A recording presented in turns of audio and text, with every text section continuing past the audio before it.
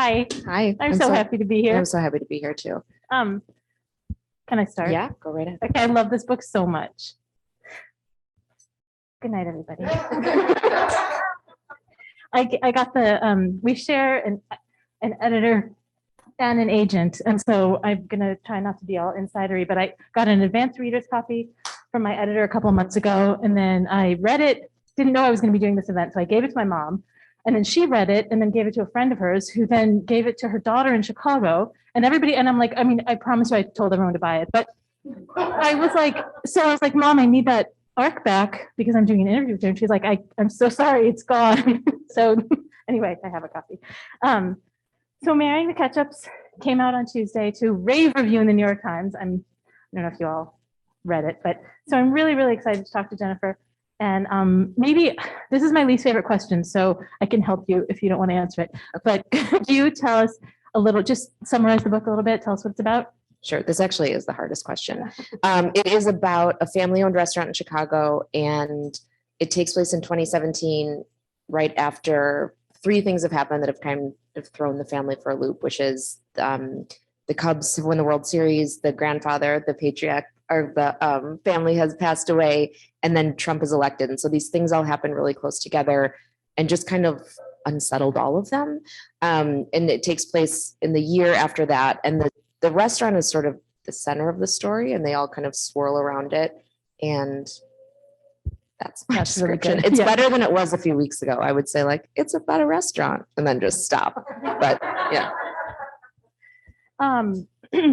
So you and I met for the first time in person at the Wisconsin Book Festival in, I want to say 2015 or maybe 16. And I don't think Trump had been elected yet.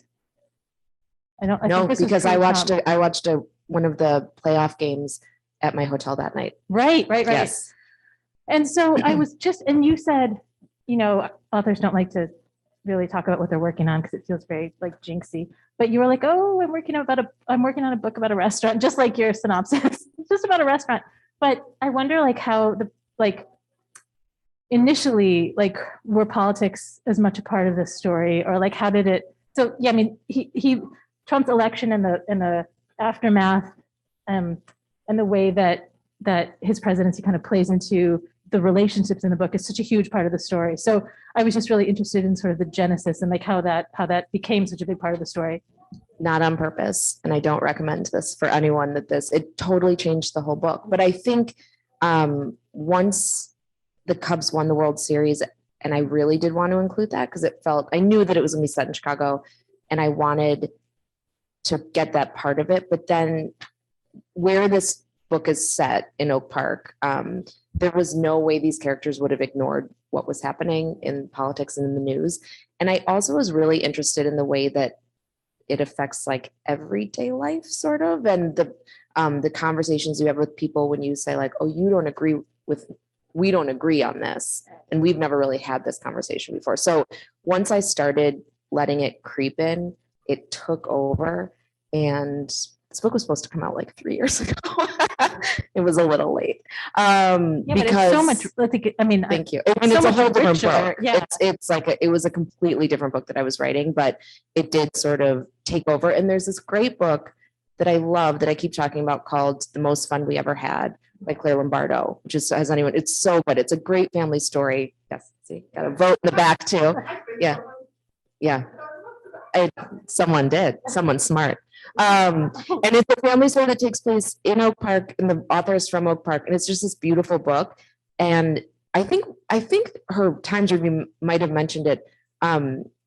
It's nothing outside of the family is ever mentioned, and they did sort of say it feels sort of weird, only because again, Oak Park is a politically active town. But my guess. One day she's going to know that I've said this at every one of my events, but my guess is she thought I either have to let it in or completely block it out. And so I think this is my guess that she blocked it out, because I will say there was no letting it in a little bit. It just sort of washed it all over. And then I kind of started the book over. The characters are the same. I mean, it's brave. It was brave. I mean, I feel like I've thought about this a lot with my recent book. If you're honest about it, you may lose part of your audience. Yeah. Which you have to be honest. Yeah. So it's okay. But it was kind of a brave decision. Thank you. Yeah. Well, also you spend so much time with the book that if you're not into it, you're never going to make it. It's never going to, I can't even imagine. Because even when you like it and believe in it, so much time. And so kind of have to go with what you really want to write. Right. Okay. So this is a family saga, and it shifts in viewpoints among the siblings. And I wanted to talk about, it's such a character driven novel. So the three siblings are Gretchen, Teddy, and Jane. Gretchen and Jane are siblings, and then Teddy's her cousin. Yeah. So I was like, which one am I? I think I'm Jane. I'm Jane before she has the affair with the bartender. She's like, somebody said in the book, there's a comment about how she hates it when somebody says, what's the worst that could happen? Because she's like, I'll tell you, I have thought about this and I will tell you what the worst that could happen is. So I'm Jane. Who do you feel most connected to? Or I don't know, or you can expand that question and just talk about those characters. And they're all so lovable and flawed and nuanced. And, I just felt like every time the perspective shifted to one character, I was like, oh, yay, we get to go back to this one. And then I felt that way with each and every one of them. So that's so nice. I think I probably had the most fun writing Teddy, mostly because he is the only member of the family that actually likes to cook, because they're a restaurant family, so they eat out all the time. And so I gave him, his chapters had definitely the most food in them, which I liked writing. But that's so funny you bring up that part about Jane, because worrying is just I'm looking at my cousin who I'm related to, but it's just a part of my blood. I don't know. I just thought that was normal. And that one line about what's the worst that could happen, or worrying to prevent things. Rachel Verschleicher, right? Yeah. Oh, well, anyway, she took a picture of it and she sent it to me, and she was like, are you sure you're not Jewish? And it was like, Catholics do it too. Yeah. We are so good at it. Because it was all about if you worry about it, it won't happen. Which is that's true, everyone. It's been proven. It's a lot. It's a heavy burden, but we have to do it. So there's a little bit, Teddy was my favorite to write. Gretchen has the whole part of, she's trying to decide how long she's going to keep working at, she's a singer, not a writer, but working at her art, if you will. And I think that resonated with me. And and Jane and Teddy are both really worried about being good and responsible and not offending anyone most of the time. And that's, all of the above. All of the above. I saw on Instagram that you were doing a talk, and the title was what does it mean to write or to make a quiet book unputdownable? And I was like, I so wanted to ask you about the concept of a quiet book, which is kind of bullshitty. And I'm maybe a little sexist. But this book is character driven. It doesn't have there are no robot car chases, and there are no aliens, unless I read it a few months ago. Yeah. I don't know. So can you just talk about that? I don't know. Did you have anything to do with that? No. Well, so that podcast, which is a great podcast for, I mentioned to everyone in my classes, so anyone has heard it before, but it's called The Shit No One Tells You About Writing. And it's amazing, partly because they read query letters in the beginning and then critique them in a really nice way. And then they also read the beginning of the pages, and they'll always say this isn't starting. And so they have said, as everyone has said, there is a movement away from quiet character driven books, and people really, like stuff to happen. I don't think I try so hard to write plot. It is, I think that everyone has a strength and a weakness. I love characters. I love dialogue. Plot comes at the end for me. I'm trying to work on that more, because I think you can build that muscle, but it's not really a choice. And I was so happy, because the Times Review also said that, where they were like, it's about the characters. And I was like, thank you. I don't know that I'm not sure I have a choice. It's sort of, it's what I write. It's what I like to read too, I will say. Because I agree. I actually don't like that idea that every book has to have just a massive plot. I couldn't put it down. There's stuff happens. It's just I feel it's I feel the same way, and I feel it's a frustrating sort of literary move away from whatever. I didn't find this quiet, but it is character driven. Let's see. Oh, so we were talking about Gretchen and how she's a character who starts out as a singer, and her arc is sort of about, I don't know, it was really interesting to me because her arc is kind of about failure in a way. Or like she moves from New York to Chicago. I don't want to give anything away, but once I was at a big event with an author, and I just figured it was like an English class and everyone had read the book, and I gave away a huge plot point, and like I think that author is my arch enemy now. She was so mad at me.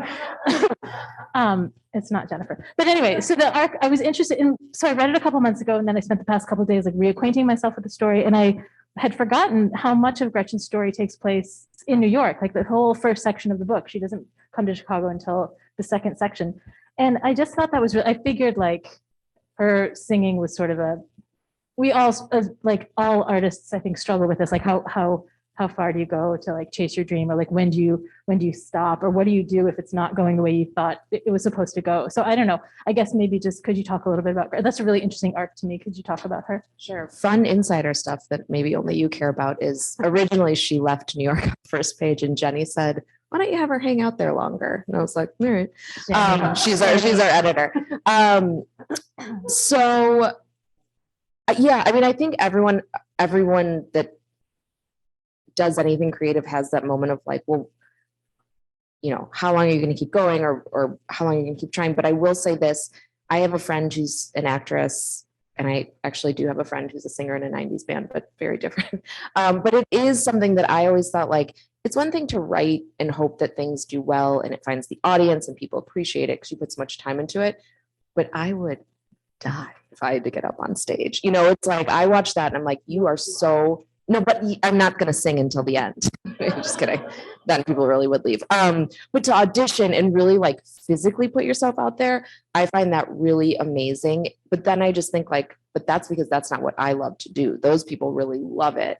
And so that was my way of just, yeah, I think I wrote through a lot of my own fears through her journey of singing. Yeah.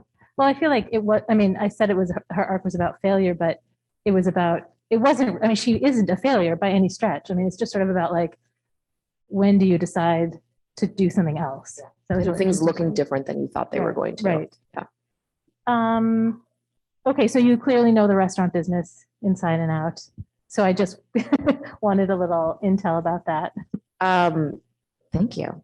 I waitressed. I mean, I don't know if I know it inside and out, but I appreciate that because I did do some research for this, but I waitressed in college and after, and I do think the place where I waitressed, especially because this took so long to write. So I was like, I'm writing about a family-owned restaurant in Chicago. And they were all like, what is happening? Because it's a family-owned restaurant in Chicago, is where I worked. Just Hackney's on Harms, if anyone's familiar with, yes. But I think I just knew that I would eventually set a book in a restaurant because there's so much drama. It's so fun with the staff. I mean, it is, you know, like when I waitressed, we had quite a lot of fun because you're hanging out. And I just like that idea of like, when you go out to eat, there's this whole world that you don't know about that's happening with the servers. And I also really liked the idea of sort of thinking about what happens in family restaurants if the next generation is not interested in taking over, because it's a really specific kind of life and job.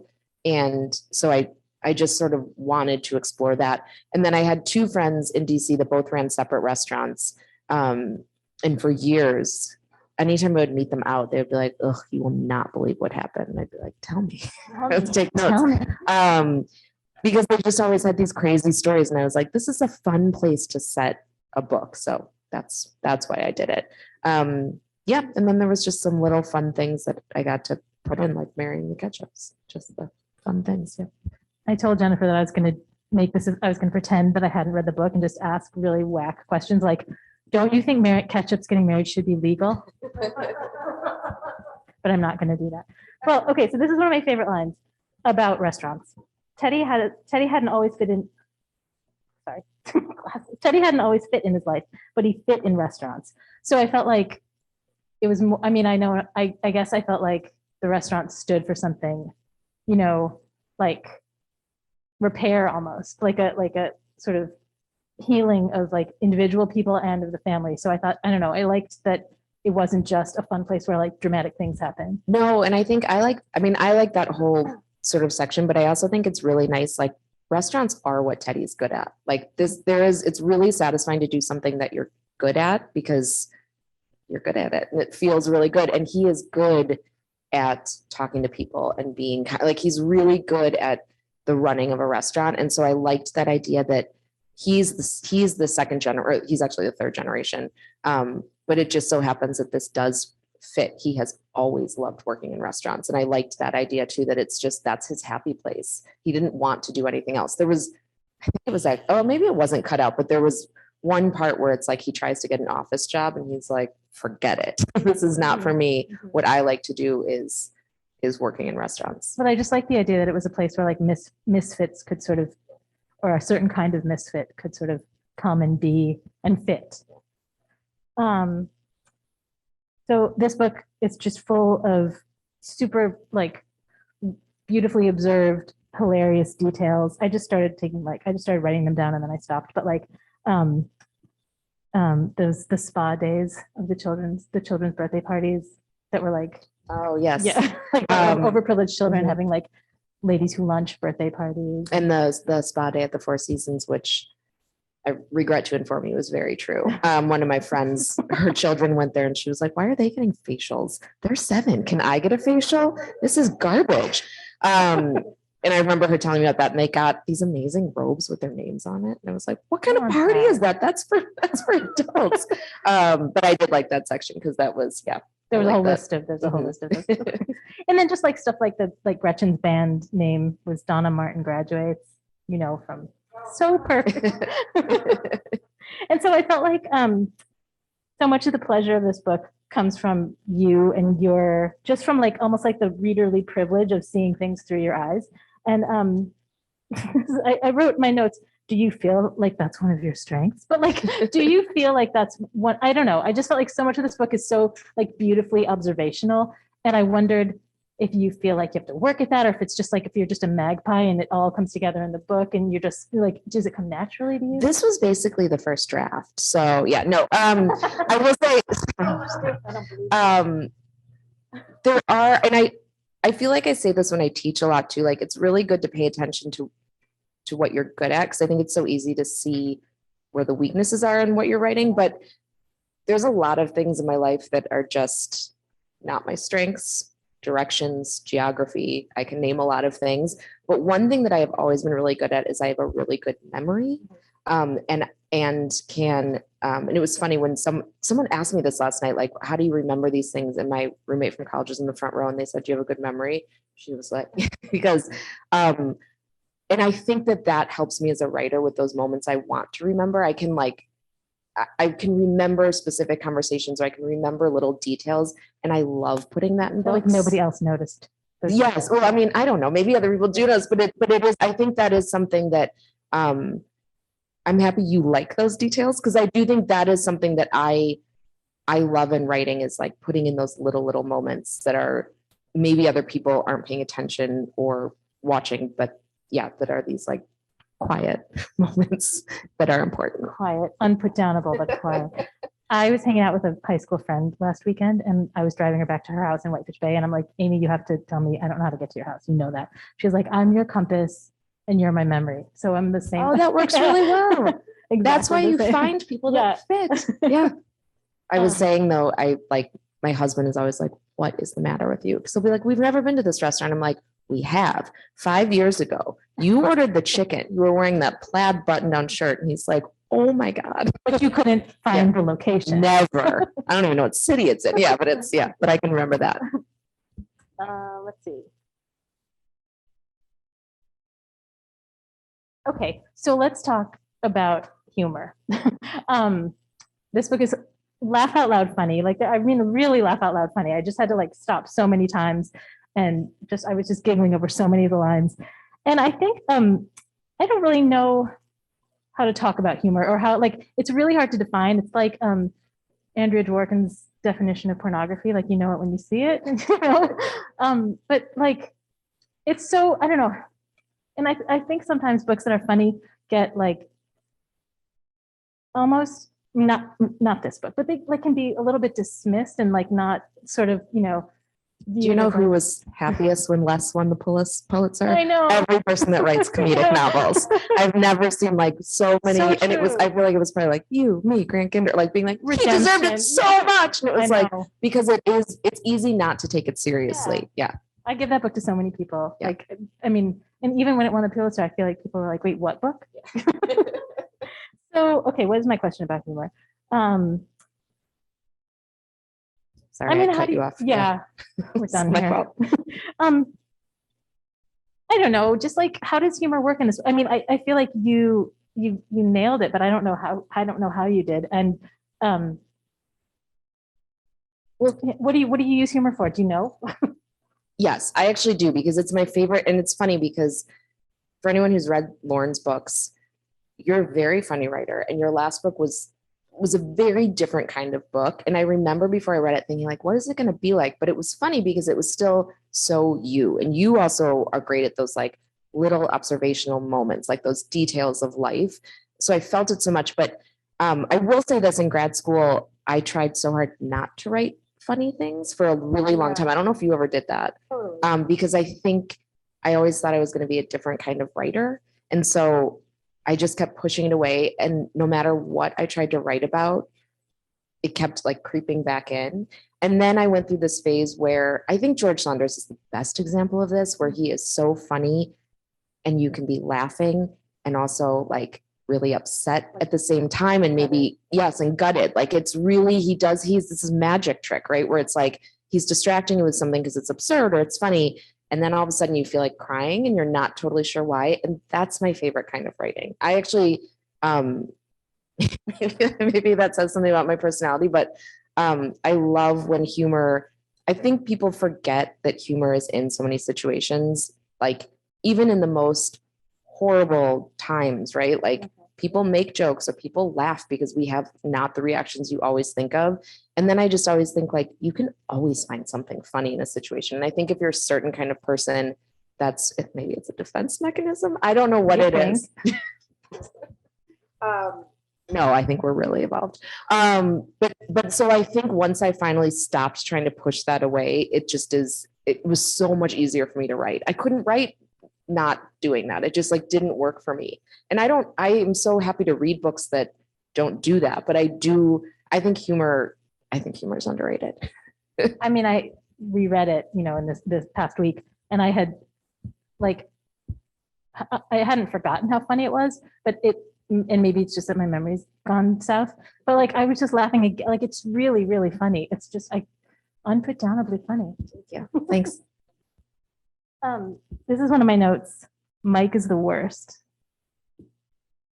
I'm sorry to keep talking about our editor. That was also one of Jenny's notes. He's nicer in this version. Really? Yeah. And I don't think he's not great. But I will say it's hard when you have a character that isn't supposed to be a great person. He's not in a good point in his life. He's sort of a secondary character. He's not secondary, but he's not one of the narrators. And that was kind of the point. That's what I kept saying when it was like, yeah, he's not great. He's not in a great point. I think you had to make him nicer, or you chose to make him nicer. I tried. How bad was he? Because he was worse. There was nothing nice about him. And have you ever heard this writing advice, that if you're writing about a character that's like really awful, to give them a trait of someone you love? That's a good, I have not. Yeah. And I think it's a really interesting piece of advice. And so I gave him one thing that I think is the nicest thing, which is that he brings his wife coffee in the mornings. Yeah. And it's like right to my heart. Like, that's like my love language. It's like, that's something my husband does not every day, but like sometimes. And I'm always like, thank you. Like, I find it the nicest thing that anyone can do for you. And so sweet. He does that. But that actually did help, because I don't see him as, I don't see him as awful. I think he's not in a great place in his life. I think he's not great. He's not happy. He's in crisis. Yes, he's in crisis. Yeah. He's lashing out. But he has a kernel of goodness in him. Yeah. The coffee. Okay. So of course his name was Brad. That was another note I had to myself. it was the boyfriend of one of the secondary characters. Of course, his name was Brad, but he turns out to be, he upends expectations too. Let's see. So you also really nailed, so there's a teenage girl in the story, Riley, and I was laughing so hard about like just the little details. And she's a really interesting character because she's certainly not just a stereotype of a teenage girl. But there was one part in the story where she's in Teddy's apartment and she takes a Diet Coke and she opens it and she puts it down on a table and then forgets that she'd opened it and goes to get another Diet Coke and opens another. And I'm sorry, Molly, my daughter's in the audience. But that's just like, I was like, oh, there are cans of things all over our house. It's half drunk cans of fizzy water. I thought it was really brilliant to include. So Riley's story, it sort of closes with her standing up for herself against like a sexual assault, really. And I thought it was really interesting. And I wondered if it was intentional to sort of almost add that as a coda to the whole like Trump story. Like, here's a guy who does something awful and guess what? He gets away with it. Yeah. Sorry. No, that's okay. Yeah. I mean, that was another part. No, it's okay. Cause it doesn't really say what has happened, but she, first of all, she was a really fun character to write. And when I was working on this book, I was like I don't even know what to call myself, because basically sometimes I feel like we just hung out for an hour and she told me stories of her high school. But I was like a writing tutor for this high school girl who was like, it was the most time I'd spent with a teenager in a long time. And I was like, you are so funny and so scary. And you say things to me that I'm like, oh my God, I go home and think about. And she was a riot. Like, I had kind of forgotten that. So she was just a really fun person to write. And I think sometimes people, I don't think I've forgotten it, but like how big high school feels at that moment, or like how serious everything feels. Yeah. And I mean, I think there was, again, there's all this stuff that sort of crept in about the way we view women and girls and what is acceptable, and how during that time people sort of looked up and were like, oh, wait, that's not okay. That's not, like, that's not normal. And you don't have to take that quietly, I guess, is like sort of, I think, the change that has been happening. And it was also heightened. Yes. I mean, it still is, but it was all particularly heightened. Yes. Yeah. I have a bunch more questions, but should we maybe take some from audience members? Okay. Oh, yes. That is a good question. So this is set in Oak Park, where my best friend from high school lives. And so I've spent some time there, but I was very nervous. I've never lived there, obviously. And I was nervous about getting it wrong. That was the hardest thing, because I think also people from there obviously love it very much. And so she, I don't know if that's getting reacquainted, but I sent her so many texts being like, also, what would happen with this? Also, at one point, it's not in there anymore, but it's so easy to make a mistake. Like, I had a high school reunion and I had them all at the high school, like having drinks, and someone was like, well, they couldn't do that because it's a public high school. And I was like, oh, because my high school reunion, we had like wine in the gym, like fancy people do, because it's a private school. So like, there was little things like that I felt like I was worried that I was going to mess up, just because so that was the most work that went into it, was like making sure I sort of did this town justice. But the rest of Chicago, I felt pretty good about. It was nice. There's like a running theme of when the night the Cubs win. And I was pretty comfortable writing that. Yeah. Also, I was in St. Louis 2 nights ago, and they started by being like, let's talk about the elephant in the room and the Cubs. And I was like, oh yeah. I forgot that part of the story. Yeah. My dad cried when they won.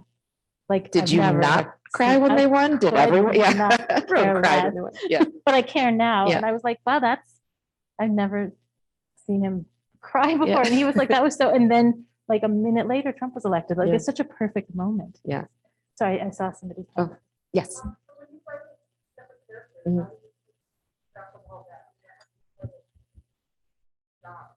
Yes, my favorite thing to do at one point, I don't know if you do this, but I use file cards and I put them on like the wall or a bulletin board, because it feels like you're solving a murder. And then also this would make no sense to anyone else, but I keep their, like, for a long time, they each have their own file on my computer. It's not really blended yet.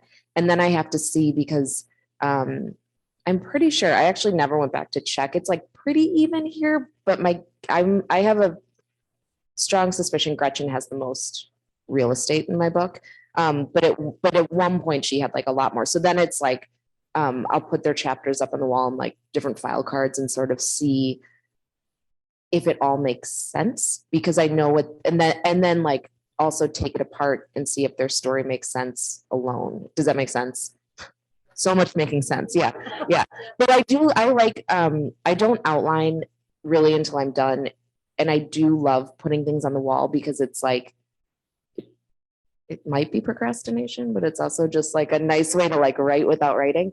And then you can sort of look at it when you're thinking or stalling or doing whatever and just be like, that chapter is so weird if it comes after that chapter, right? Like their storylines have to match up. So it's not perfect. It happens for me more toward the end, really. Yeah. Mhm.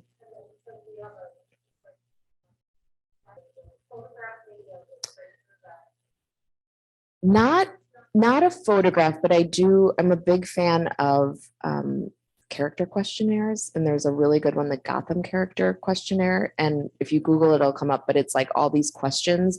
And I do a lot of like that kind of work where it's like, what's in your refrigerator and what's on your nightstand, those kinds of things. The physical descriptions, I can see them. I feel like I just keep talking about things that I don't do in my own writing. I often just skip over physical descriptions and I have to go back and remind myself, like, your readers don't know what they look like. You do, but you have to tell them. So yeah, I have a picture in my mind, but never a photograph. I never find something and say like, that's who that is.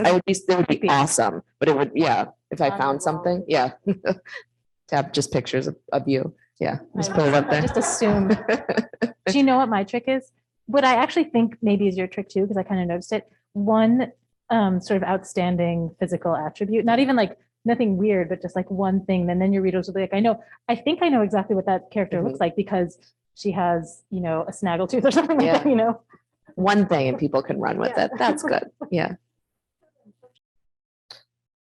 I fought it for a very long time. It was the title of the first section and the book was called Wait, and I with a period at the end. And I was like, this is a great title. And everyone, when I tell them, they're like, oh, it's not a good title. And that's okay. I'll come to stuff that's not. Jenny, like, we got from the second I gave her the thing. So the each section has like a restaurant kind of theme. There's turnover, shift change, and it was Marrying the Ketchups was the first one.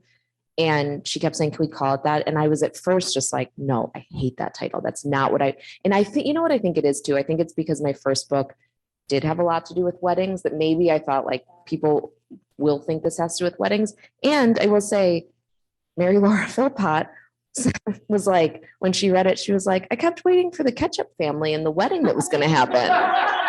And then she was like, and I kept being like, who are these Sullivans? Where are the Ketchups? And then finally she gets to the scene where you explain what it is. And I was like, oh, so I really fought it for a long time. And then I was finishing this book during the pandemic, which was just like a super fun thing to do. And there was one day where, again, she sent her her like 10th edit letter.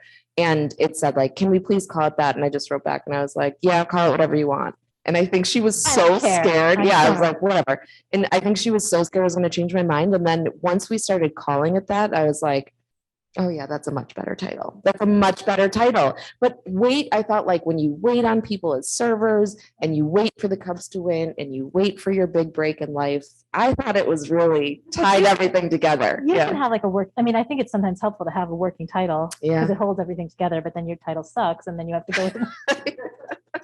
I don't mince words. Yeah. I thought it was like very, like I was like, it's simple and strong and people are going to think, wait for what? Yeah. You're not wrong. I mean, it does have a certain, our editor is a person handler. Like she was probably she's very gentle. And I think she also knew like when I ask her enough times, she'll say yes. So she just kept sliding it in. And then when I did say yes, she was like, oh, okay. Yeah. She is a person handler. Yeah. I'm trying to think of oh, yes. I mean, although this is something that was taken out, which is that at one point I also had like 20 different narrators that popped in because I had this idea like, well, we're in a restaurant. It should be noisy and fun. And everyone was like, this is bananas. Like, what are you doing? So people did have a lot more, there were a lot more like pop-ins of like people that worked at the restaurant for a long time, or people that like were longtime customers, where it was just sort of like they would come in and say, and there are a couple of those in there that I think you can still find. Yeah, someone's I think that nodding. does sound fun. Yeah, thank you. I thought it was fun too. But it didn't quite work. So it was more like I narrowed it down, and I think maybe you can tell.